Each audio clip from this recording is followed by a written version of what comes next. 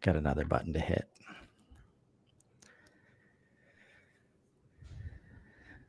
Good afternoon, almost good evening. Good evening for some people out there. A little late night. Let's build for you. Can't resist this topic right now. I've been wanting to do this with Bill for a while. Can't think of a better time.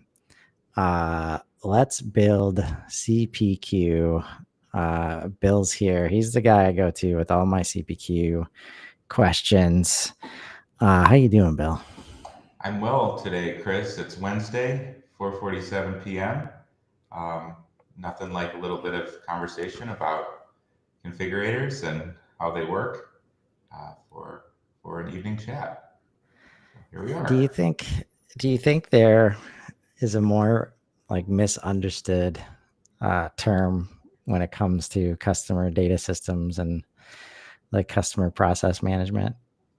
No, in fact, with the acquisition that just happened with HubSpot of Cashflow, um, my LinkedIn, um, there were some WTF is CPQ comments floating around in the ecosystem. Um, and I think it means a lot of different things to different people, even people that are experts in the field. And so I think demystifying sort of what this thing actually is and what it does, what it's supposed to do for different groups, is really important right now as we start to get into a market where it's necessary with HubSpot. So, yeah. Yeah. And at the end of the day, it does come down to like we're trying to optimize quote to cash here. And this is just one of a variety of ways. But I think it's so interesting, like when we've always talked about it before. I love how you break it down. It's like, let's just look at the 3 words. Mhm. So that's what we're going to start with today. And we start with the easy one first, right? Just quote, right? Because what we talked about, there's quote, and then there's price quote, and there's configure price quote, and there's like growing complexity there. And so let's start with the thing that you don't need any extra tooling for in HubSpot. The quote, like if it just gets somebody a price and you're like a one-man show or you're on a small team and there's no approvals, there's no rules. It's very easy. Let's get a quote out the door. Like we can do that in HubSpot without almost any kind of like system configuration or customization or anything. It's like built in. Yeah. Um, how would you describe, like for you, what is when you start talking and trying to figure out what other people mean by quote as a part of their process? What are the kind of the basics that you're building around? Yeah. So, it really starts with a question, right? Which is how do you present a price or a proposal to your customer? Because when I think about it, that's really what a quote is, right? So it's, at its essence, it's this is what I'm going to offer to you. This is the value I'm bringing, whether it's a product, service, software license, right? And here's the price of that thing, how much we're going to charge you, how often we're going to charge you for it, right? And then um, sort of more traditionally, that's been like a PDF document, right? So I think the inventors of If configure we're price lucky. quote, yeah, imagined it as the quote is like a document. Here you go. Here's the thing you can put in your DocuSign, sign, and then we'll get started on whatever it is, right? So it's a thing that happens right before an order confirmation, right? So that Yeah. that to me really is what a quote is, and depending on who you ask, most people I think would agree with that.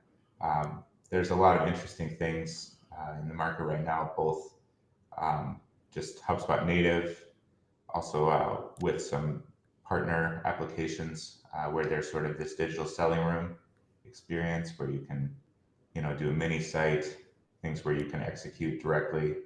Um, but at its essence, again, it's here's what I'm going to do for you, product, service, software. Here's the price of that thing, how often it's charged. Here is a document in some form that explains that information to you. That's really what a quote is, and Right. And the, I'll the say, like, I think there's a lot to be learned from. There's a ton of value from the learning curve we've had when you show up next to somebody who's been doing it for 30 years, like, and there was no electronic documents. And, at its heart, it's, here's something we promise to do for you if you pay this in this Yes. way. And I can do that. And people do it via email, right? Yes. Like, here's the information you need to buy. Do you want it? Yes. Okay. Now we start the payment process. And you're just like, oh, I think there was a quote in there somewhere. Mhm. Uh, so, like, because we see people still, like, they use HubSpot as a CRM, and they're still doing quotes like outside of any system, right? Yes. And that could be because they use this, some kind of spreadsheet or some kind of supporting information. So they want to do everything. They treat the email basically as the document, right, of record, Mhm. which, some companies actually go quite a ways to really like save that email and then put it in a place. And then at that point, it is a document of record. Um, but if we're looking at places to start, right? Uh, what have you seen, like, when you see that situation, what is your go-to as far as why, let's not do it in an email, let's bring it into some kind of system of record? Yeah, absolutely. So there's a few things to consider here. The first one is that regardless if you're issuing a link, issuing a physical document, you know, regardless of sort of how you share that information, typically email still is a component of that, right? So you have a conversation with somebody, unless you're selling in person, you're fairly likely going to issue a document or a mini site or something like that to the person purchasing from you, unless they're in sort of a self-service format, which we'll get into a little later. Um, but where my mind goes when we talk about this is it's not as much about having an emailed record, it's about having an opportunity for another high quality touch point with your customer. So, we talk about sort of the mini sites, both available through HubSpot and also available through sort of third party CPQ providers. Um, Really, what that is when you have that digital selling room experience is an opportunity to tell the customer a little bit more about you and about your products, and things that are important to your relationship with that customer, as you're going through that selling process. So I'm always looking, when speaking with prospects and customers, we're always looking for, how can we improve that touch point? It's an opportunity for that one to many conversation to happen again. Yeah. No, and also, like, I think what a lot of people forget is when you have multiple buyers in the process or multiple decision makers, if somebody asks for, uh, like, if I'm asking Bill, like, what's the cost of a CPQ implementation? And you just throw it back like via email, like X amount of money. And now I've got to show my decision maker, and that's all I have.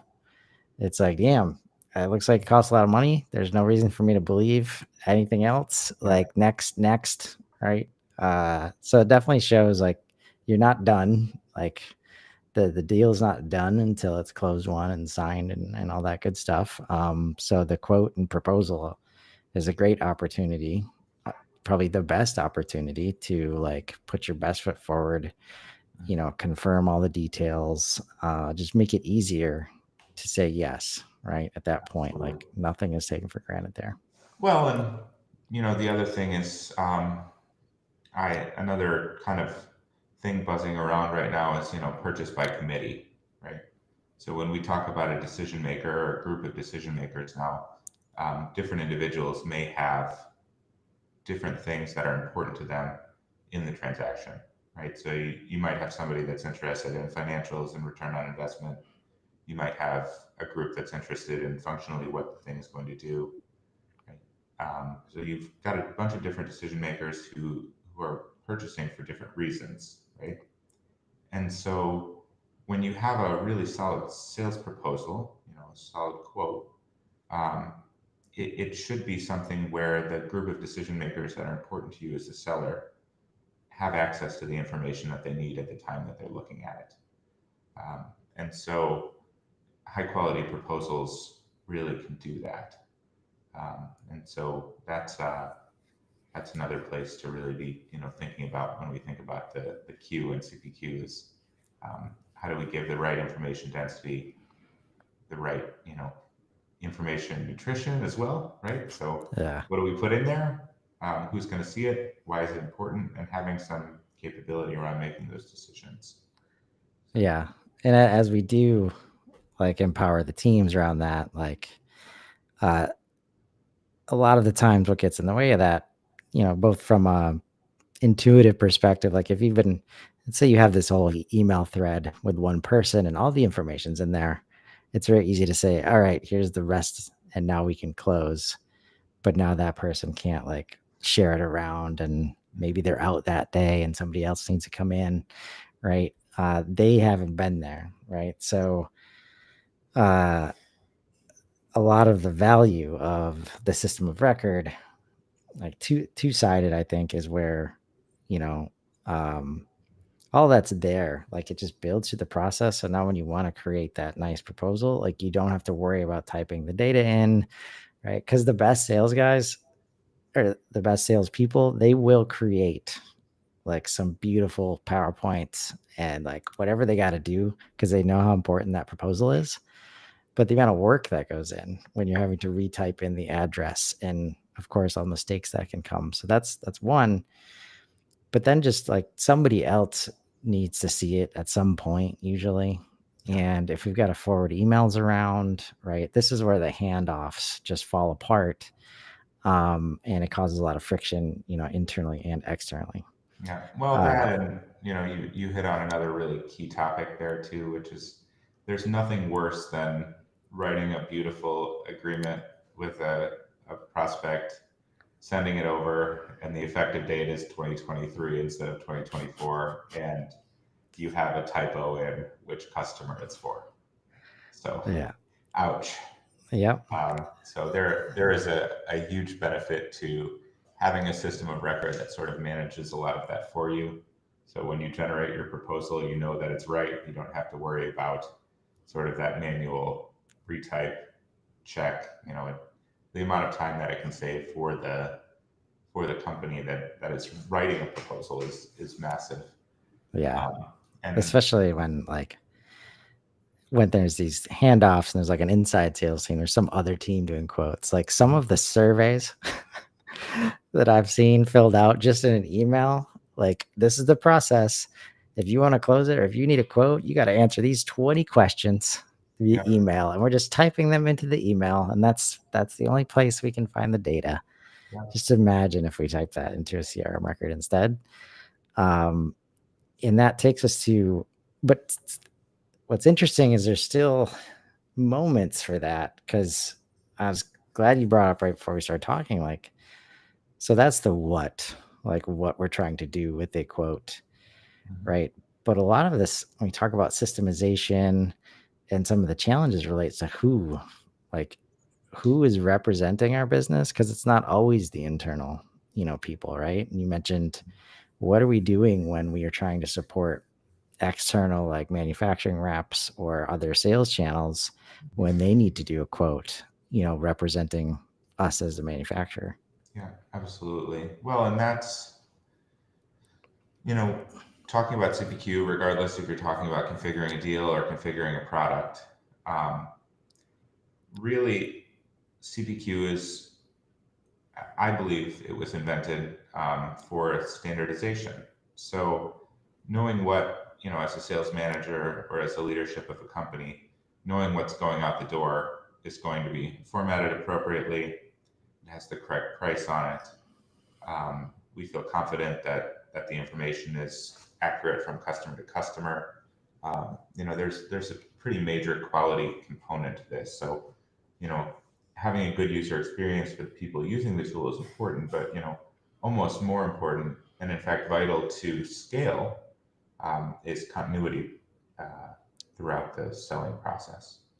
Um, so Which yeah, I think that's sort of what we're talking about. If you have four different sales reps or 10 different sales reps or 50 different sales reps selling into different regions, on your behalf, ensuring that those sales reps are all using the same processes, and that Bob or Jane doesn't have a spreadsheet that they have saved on their desktop from last year with the wrong price in it. These are things we're really trying hard to prevent. So yeah, and I think that flows nicely into kind of the next word here. Like, why is price, like, so you said the word price a lot, as we're like, all right, this is the price. This is a part of the quote. A key part of the quote is like, what's the price? Why do we need that word then here? Like, what does this price mean, versus the way that we've been talking about it in a quote? yeah, absolutely. So um, pricing optimization, dynamic pricing, um, all of these different words, both buzzwords and not so buzzwords about pricing. Um, what it boils down to is sort of the concept of margin management and controls on, okay, a company is basically two things. One, it's a risk management mechanism, and two, it's an opportunity for you to have some cost and then some price and take the margin in the middle, right? That's what a company, in my opinion, if you were to define one, like open the dictionary, that's what it is, right? And handling that, the complexity and logic around what to price something, where to price a product, service, or software, um, and also how to maintain all of that data. That's really what the P is. Um, and we have a lot of interesting things that are sort of coming up right now. So um, it used to be that you'd go and buy a bag of avocados from a manufacturing company. Now it's more like we're going to have an avocado stand, and when you're hungry, you go grab one, and then we'll charge you for that one, right? So that's usage-based pricing, right? Maybe we're going to ship 10 avocados to your door every month, right? That's subscription-based pricing, you know. Um, and I'm not going to continue that analogy for we'll make sure that you're full, but the idea is that there are many different ways now, new inventions in terms of how to price things. Um, these consumption-based models and models that are still just cost plus a markup, right? So that's really what the P in CPQ is more about handling pricing internal to the company and also making sure that the price that you give to your customer is the correct one. So there's quite a bit there in terms of what pricing really is, and it's not just what the final price is on the screen for the end customer. Right. And so traditionally, why has this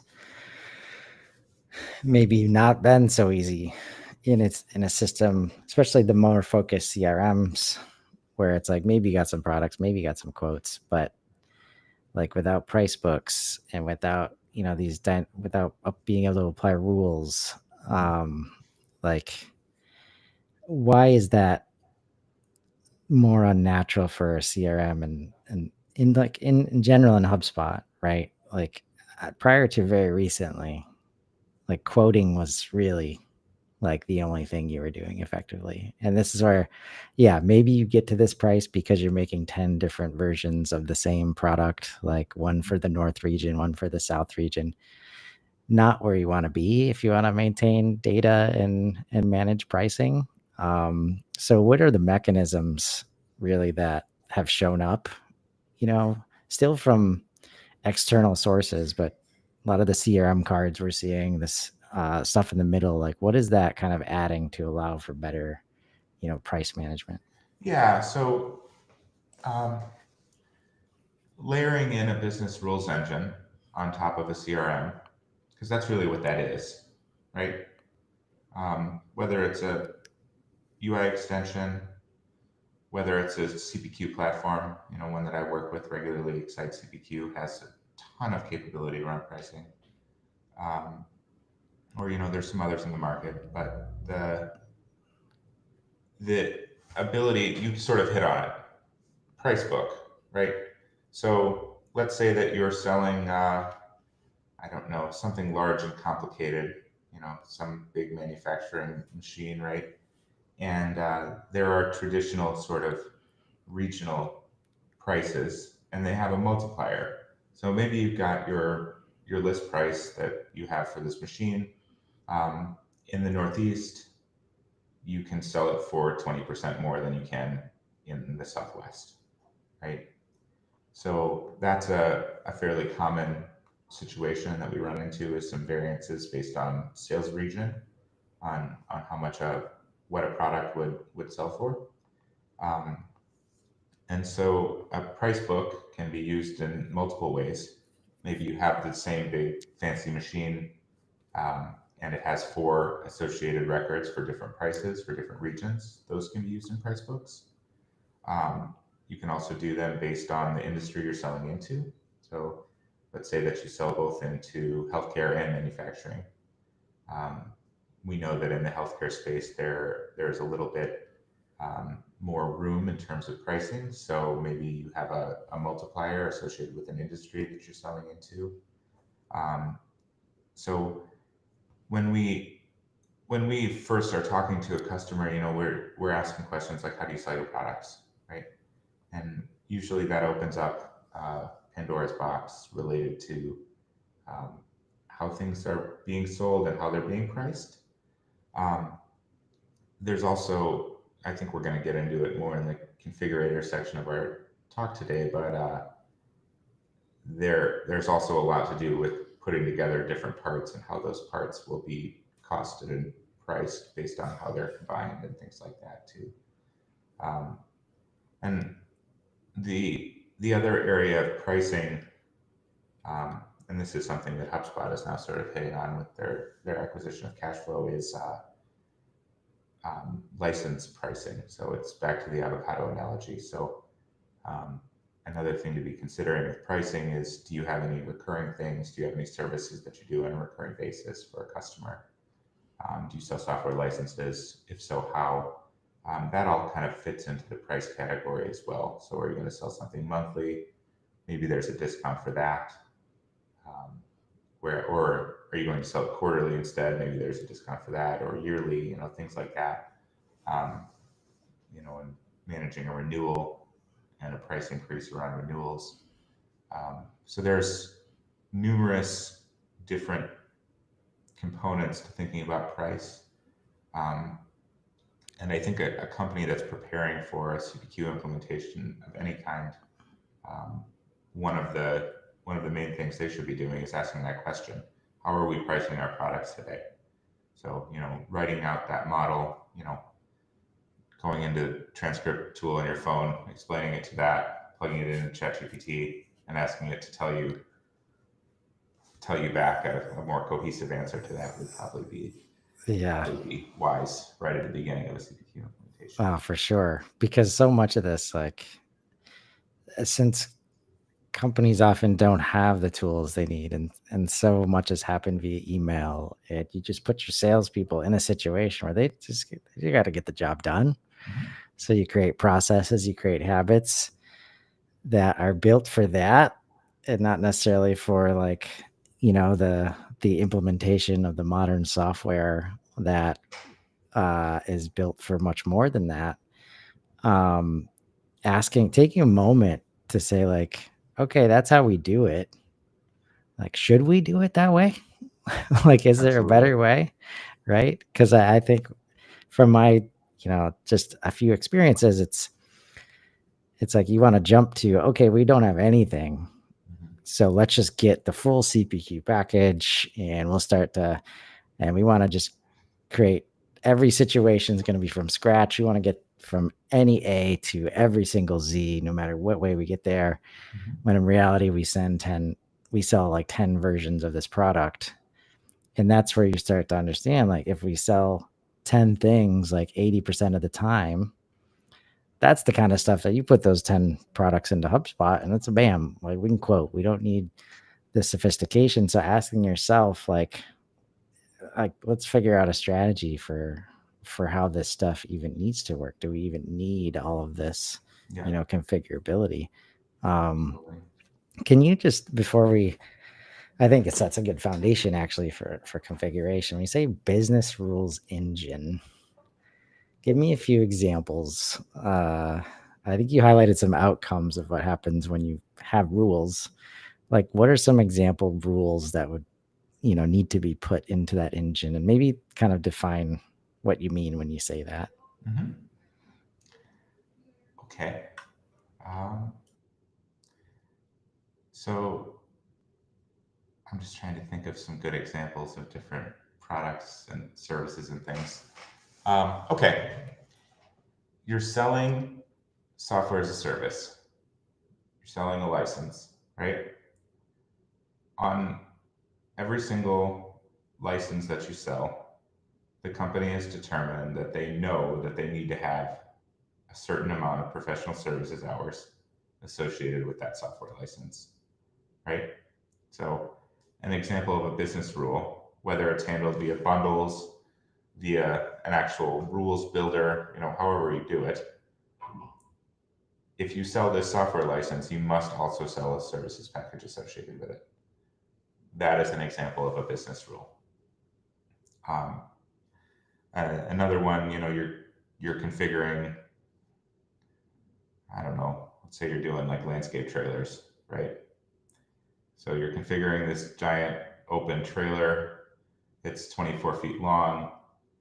A 24-foot long trailer must have two axles and the associated bill of materials that goes with those two axles. Whereas if you're selling a 22-foot or a 12-foot, whatever, you can get away with one axle, right? So the business rules are really driving what is needed to build up a product and then how to properly price that product. Okay. Yeah. So is that where, so you just mentioned, I think it was like a price focused example and then a configure, focused example. I often hear like, usually the two things I see people get excited about when they talk about CPQ are like a better approval process and some kind of discounting, control or management. Is approvals, is that like handled by the business rules usually too? Um, it depends on the platform, but in general, yes, approval rules are still business rules, right? And so um, having a CPQ product that sort of sits alongside HubSpot enables you to control those things also with business rules. So a business rules engine really is a place where you can set a series of parameters that either inform the user or stop the user from doing something inside the system. Um, so yes, absolutely. Those are places where business rules are used as well. So, you can't discount more than 20% with the permissions that you have. Or if you apply a discount over a certain amount, a different approval requirement happens within the system and sends out, an approval request that someone can log in and confirm. So absolutely, those are other areas where business rules come in for sure. Okay. So if we're trying to help people like understand kind of the line here of what HubSpot can do, and what's possible versus what it shouldn't do and what's not possible, and somebody says, "Oh, I can manage approvals, with deals and, with You can manage quotes." approval singular with the HubSpot quote system. Okay, So, so if exactly. you if you need more than one approval for any reason, so an example, let's say again with selling services. So you're selling services out into the field. Um, let's say we're, I don't know, security mall cop time, right? For example, so we're selling time for mall cops to come and sit in your mall, right? Um, Maybe there's a rule that you can only quote a certain number of hours of mall cop time before the a first layer of approval happens, right? And then there's another one where all of a sudden, Chris is out there quoting and he quoted 3,000 hours a week of mall cop time. Maybe a VP should be aware that that job exists. Maybe they should look at it. Maybe there is something that's happening with that bigger job that they should be aware of, they should be looking at. Maybe there's some deeper discounts because it's such a large job, right? A bunch of different reasons. Now we have a sales manager approval and a VP approval. So we want to have 2 people look at it. That's where we run into problems with the HubSpot approvals management system. So, or maybe you have mockups, and then you also have, I don't know, some kind of more advanced security guard type person, right? Maybe those 2 come from different practice areas of your mockup business. And you want to have 2 different sales managers from 2 different areas take a look at this quote and make sure, yes, we're okay with this before it goes out. It sounds kind of complicated, and like, why would you be doing that? When you hit scale, and HubSpot is about to hit scale, so when you start to sort of leave the middle market and you get into an enterprise situation, the deals can be unbelievably huge, and those practice areas are there for a reason, whatever the reason might be, and it becomes necessary to have sort of sometimes an additional layer of approvals. And that's where it really starts to be handy to have sort of business rules and capabilities around more advanced approval management. So, there's, if you're an SMB and you have somebody quoting for you, just having the owner take a look at something before it goes out usually is enough. And that's where HubSpot quoting is great. But if you have a huge sales organization with 500 or 600 people actually selling things, and you have sort of complex structures of ownership of P&Ls related to those different business areas, business units, practices, that's where you really do start to need to have a more complex approval process in order to get a quote out the door properly. And so that's where more complex approvals sort of start to come in. Does that make sense? Yeah. No, I think that's where there's so many things that have been added to HubSpot, like in certain scenarios, and it can be a struggle to kind of define, like, oh, I can do this over here. Mm-hmm. Right. But that's where it's not a system. There's no approval system, really. It's a feature, usually, when you see it in HubSpot. That's why that's the difference between like business rules engine versus the ability to just set up, approvals. There's lots of other ways, via workflows to like make notifications happen and, set up these 10 checkbox like properties, and everybody's got to like, that is a makeshift way to achieve similar results that is very difficult to maintain, and that is not an engine, right? That is like this just like duct tape together. Like, we still got a communication system, so if it involves communication, we can usually get the thing done. But that's where I think if we start helping, at least it helps me to kind of start to separate, because I'm always like, all right, let's get it all done in HubSpot if we can, right? But that's where it's like, okay, what are these systems really doing to say, like, I don't want that mess in HubSpot. Like, our HubSpot admins aren't set up to like manage systems like that usually, and starting to separate functionality, when necessary, I think is super important. Yeah, absolutely. It's, that HubSpot has a marvelous workflow tool, right? But that's not really what, that's a little bit different from what I'm talking about when we talk about a workflow. But, having the ability to sort of do tiered approvals, it's a solution in itself, right? And so it's something to be considered if you're a larger company thinking about how you're going to implement HubSpot along with a quoting and approvals process. Yeah. And that's what takes us to like this configure moment of like, so we've talked about quote, and that's just like, just get the information to somebody so that they can know if they're going to buy or not. Right.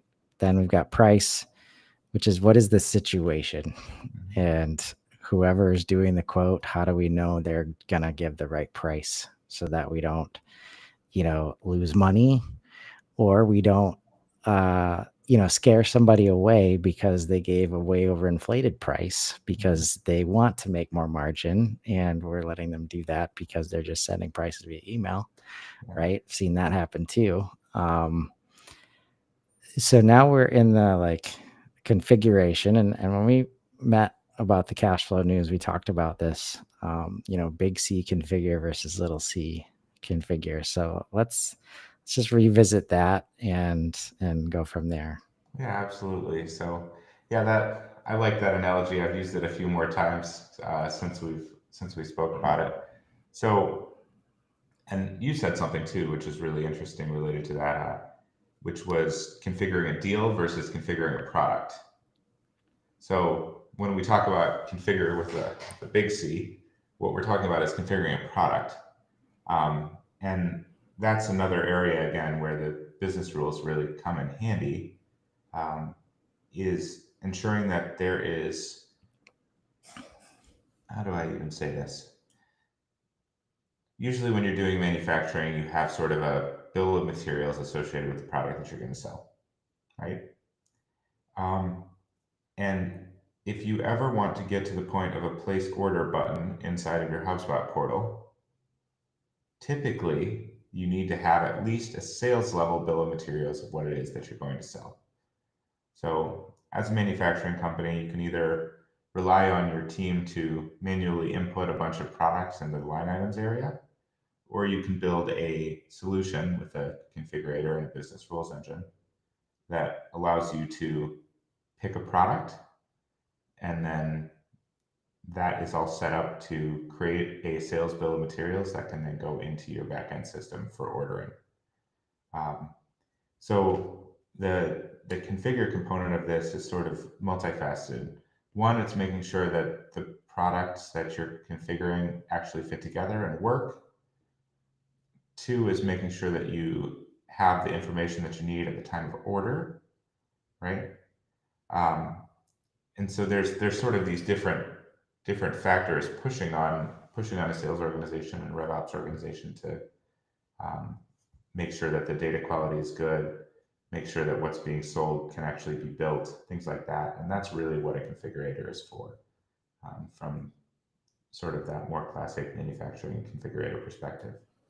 Um, the other place where configurator can really come in handy is if you're selling combinations of products and services together. So, or licenses and services, that was something I was just speaking about. You got your SaaS, and then you also have your services that you want to do with it, right? So sort of bundling those together and things like that. It's another area where that's really important. So, Yeah. And I think I connect it to any time I hear, the challenge of handoffs between sales and whoever. yes, It's like, why did they sell that? Like, we yeah, can't do that. yeah, Right. absolutely.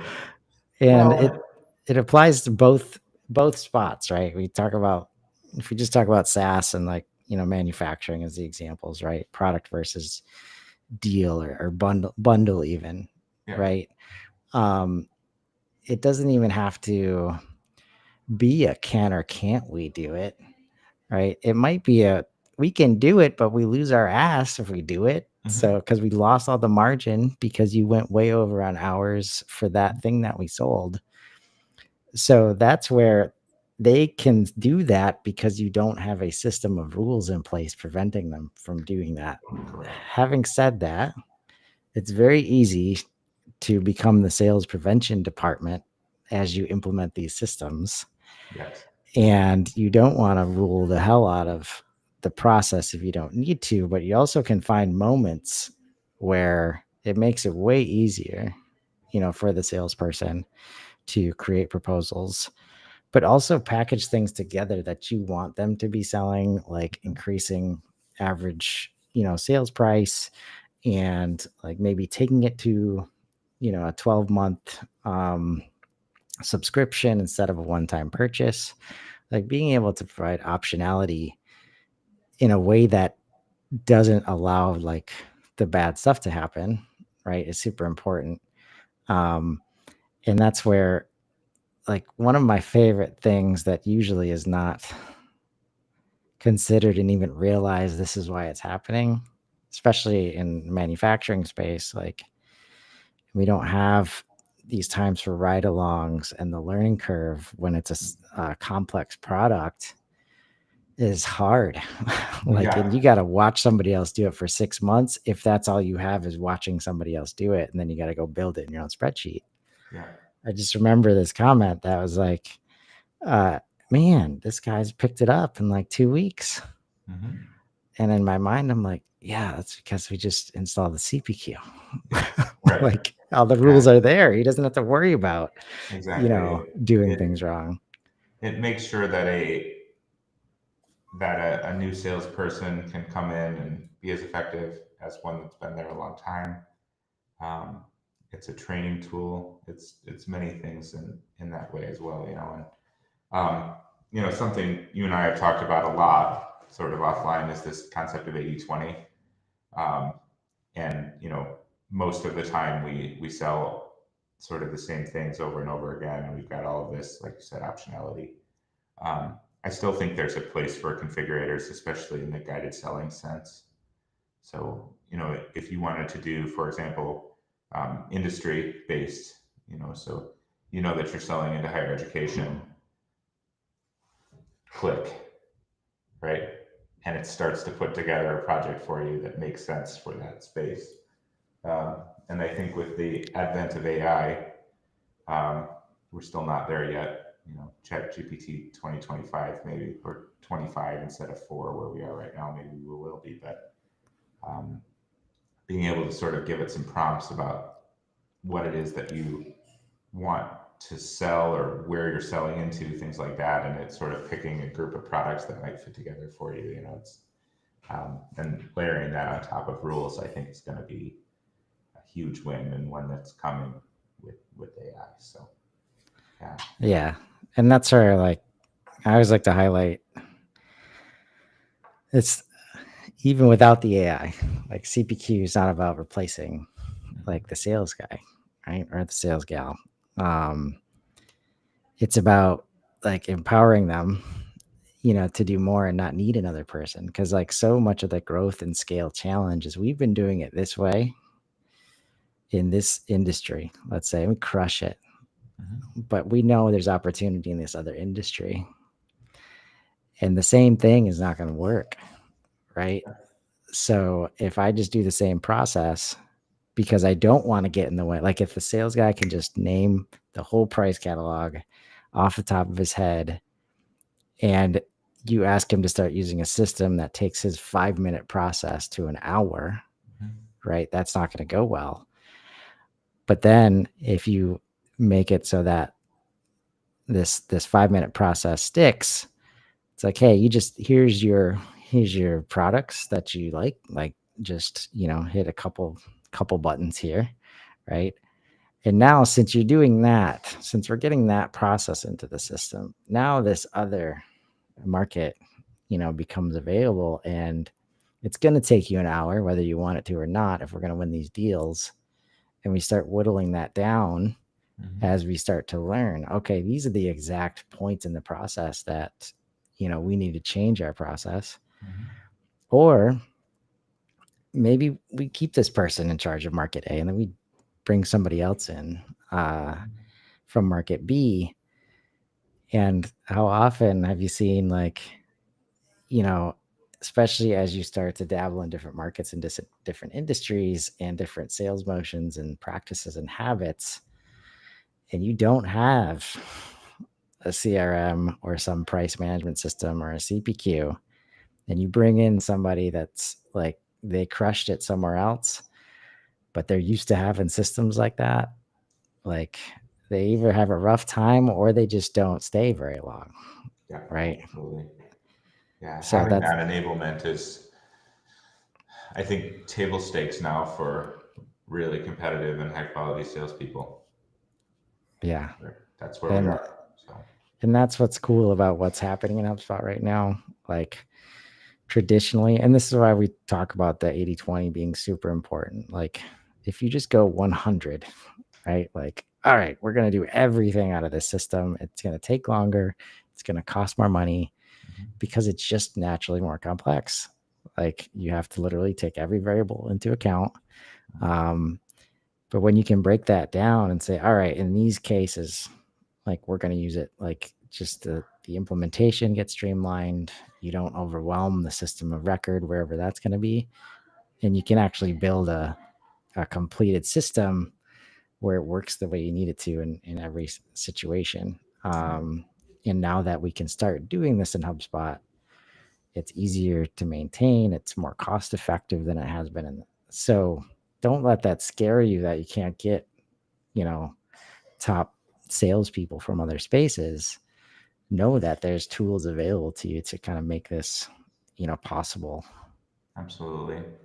Well, and the other thing that we touched on very lightly, but is worth mentioning about having this tool set is that if you have a trade ally or rep network or distribution network that's quoting for you, um, giving them the ability to self-service their quotes, um, it's another massive opportunity for a lot of businesses out there.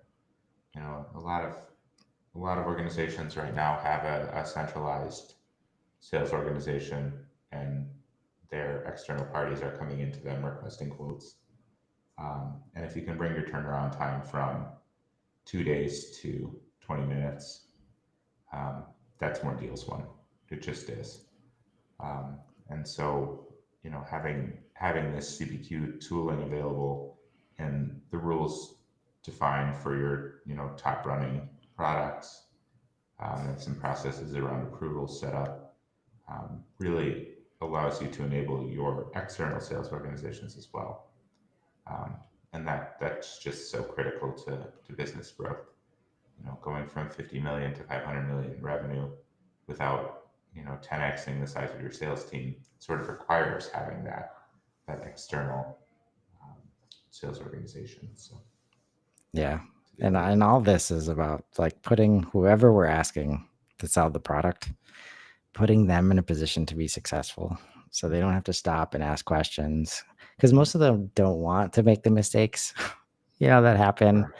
They're trying to do good, and when they don't have the tools they need, inevitably mistakes will happen, or it drains the internal team because I got to call you every time.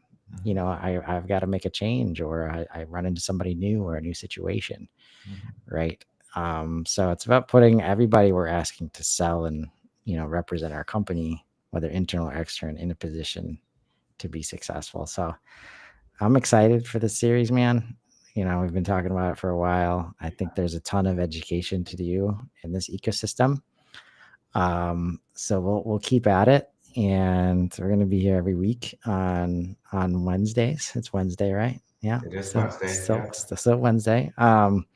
So if you guys have questions, I'm going to try and get Commerce Hub team involved, sometimes, because they're all excited about the cash flow acquisition. And, we know that this is a piece of the puzzle. We haven't truly solved for it yet in HubSpot. There's a lot of great apps and, partners out there that have helped, right? And still a lot of development happening. But this is where kind of bringing it together to get a true complete picture of the customer, right, is where we want to get to still. But that doesn't mean, again, that's focused on human communication data. Like when we go to product and deal configuration, right, that starts to be a different ball game. So that's why we're here. So if you guys got questions or want us to dig into any topics related to CPQ or quote to cash or anything like that, that's the kind of stuff we're going to be talking about on this show. What is one thing you want to share, or one piece of advice for anybody that's seeing like, oh, CPQ is coming to HubSpot, all right, CPQ, like what would you share with those people? Yeah. I wish I had a more positive one than this. Product data readiness is the single most important component of a project. So, knowing what your pricing and pricing logic needs to be, knowing how your team sells the product, knowing what a proposal is supposed to look like. So, having the information ready and figured out and determined is the single most important thing about a project. And to do that, you must engage a large swath of an organization. So you need, you know, ELT, right? Big bosses hanging around saying we're going to do this. You need finance, you need product management, you need marketing, you need the sales team. So start to collect your data, and you're going to need suitcases full of it. So that's the single most important thing that you can do in order to prepare for an implementation of this type of stuff. Well said. We still need to understand our current state. Yes. Yes. Right. Love it, man. So as you guys are thinking about that, and just start asking questions, looking at your data, like who are we selling to? When are we selling to them? Which products? Like your team knows they have all this information.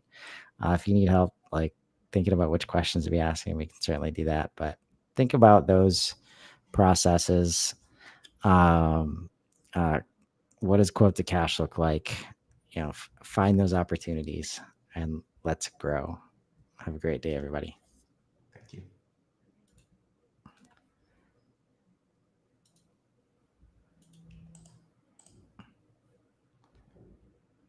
Are we done? Yep.